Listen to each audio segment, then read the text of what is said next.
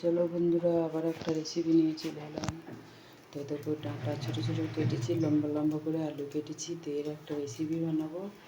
এদিকে কড়াইয়ে চাপিয়ে দিয়েছি,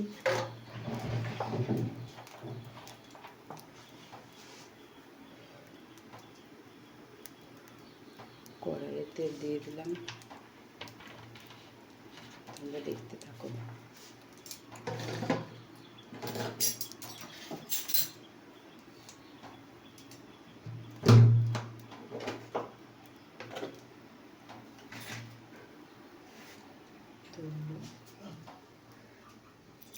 তো 5 ফোড়ন দিয়ে দিলাম, 5 ফোড়ন দিলাম। এবারে একটু হলে তারপরে আনাজ কটা কেটেছি। ডাঁটা তোমরা কে কে খেতে ভালো লাগে? ডাঁটা আলু খুব ভালো তরকারি হয়। তুমি যার সঙ্গে ডাঁটা দাও, পোস্তর সঙ্গে দাও, তা কুমড়োর সঙ্গে দাও, মাছের ঝোলের সাথে দাও, মানে আরও অনেক কিছুতে হয় ডাঁটা। ডাঁটা অনেক কিছু। যাই হোক, তেল হয়ে গেছে, এবার দিয়ে দিলাম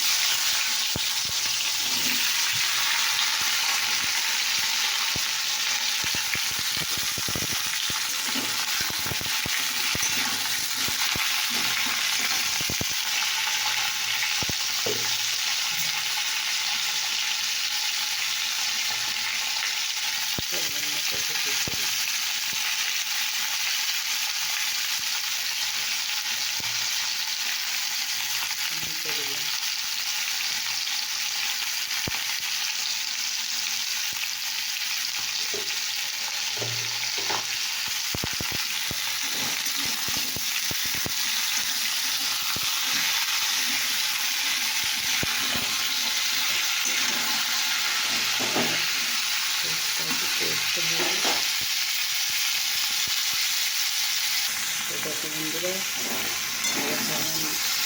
মিষ্টি ভাজা ভাজা হয়েছে।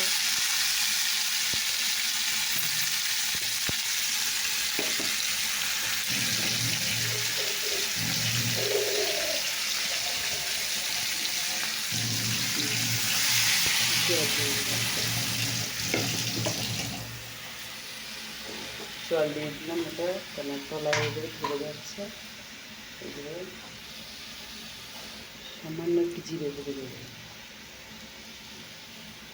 আমরা যেমন ঝাল খাই তেমন দেবো।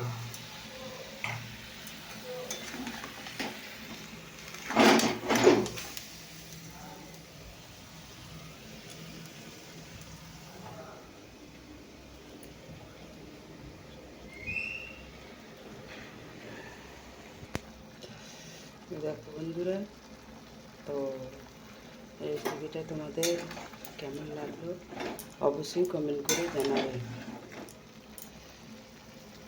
Tata, bye bye.